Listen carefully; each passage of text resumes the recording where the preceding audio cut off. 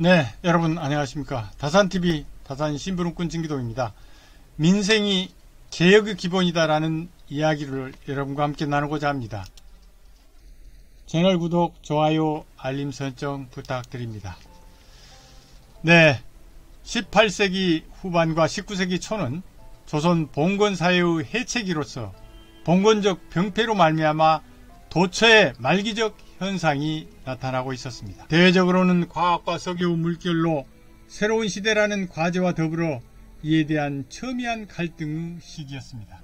대내적으로는 심화된 사색 당파의 대립으로 급기야 1801년 순조 원년인 신유년에 있었던 카톨릭 박해 사건인 신유사옥으로 정쟁이 절정에 이르고 있었습니다. 다산은 이러한 상황을 경세유표 서문에서 털끝 하나 성한 것이 없다고 하였습니다. 그래서 개혁하지 않으면 조선은 망할 것이라고 하였습니다. 다산의 이러한 생각은 민생 현장에서 임진왜란과 병자호란 전후에 국가 재정을 메우기 위하여 백성들로부터의 과도한 세금 징수와 이로 인한 관리들의 온갖 부정부패로 백성들의 고단한 삶에 대한 개선을 고민하면서 시작되었습니다. 임진왜란이 있은 다음부터는 온갖 제도가 해이해지고 모든 사업이 뒤죽박죽 되었으나 병역은 계속 증가되고 재정은 고갈되며 토지제도는 문란해지고 세금 징수는 공평하지 못할 뿐 아니라 생산 원천은 극령 막아버리고 낭비의 구멍은 마음대로 뚫어놓았다. 여기에 다만 부서 개편과 인원 축소로서 구급책을 삼은 결과 이익이 한 줌이라면 손실은 산더미와 같다. 있어야 할 각 신하들을 준비하지 못하고 옳은 계들이 등용되지 않은 결과 타모의 바람이 크게 불고 백성들은 궁핍에 빠졌다. 다산은 민생 현장의 백성을 생각하며 곳곳에 배어있는 비능률적 불합리성과 관습적 허위성에 대한 철저한 개혁을 주장하였습니다. 우선은 국가 재정의 3대 요소인 전정, 군적, 환곡의 문란을 개혁하기 위하여 토지개혁을 주장하였습니다. 토지개혁은 전론으로 경자유전, 산홍준 등 현업 분배를 원칙으로 하였습니다.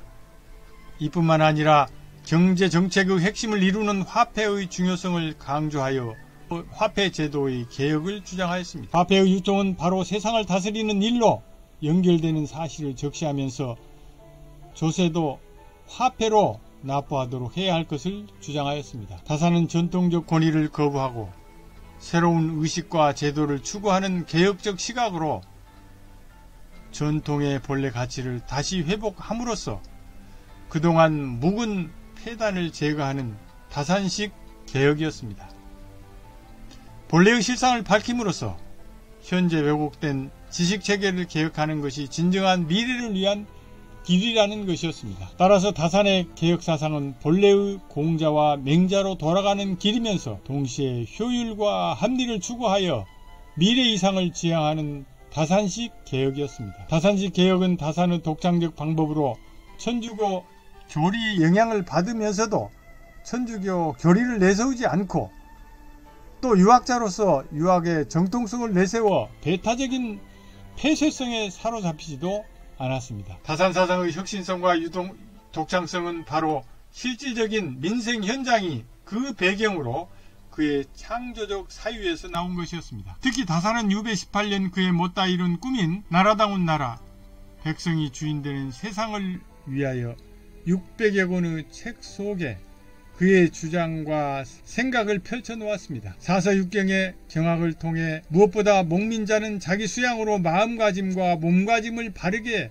먼저 해야 한다고 주장하였습니다. 그리고 이러한 경학을 바탕으로 경세약, 즉 조선의 국가개혁서인 경세유표, 목민관들의 백성을 위한 복무 매뉴얼인 목민심서, 백성의 생명 존중에 대한 형사처벌에 대한 세부 매뉴얼인 흠음신서를 통하여 쓰러져가는 조선의 개혁은 물론 병들고 굶주린 백성을 위하는 세부적인 방법론까지 제시하였습니다. 200여 년 전 다산의 개혁은 철저하게 민생 현장에서의 경험과 지혜를 바탕으로 하였습니다. 실천적 개혁을 통해 새로운 세상을 구상하였던 것입니다.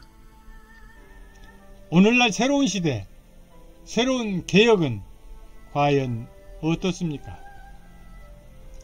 지도자는 물론 공직자 모두가 민생이야말로 개혁의 기본이라는 다산의 교훈을 깊이 새겨야 할 때입니다. 감사합니다.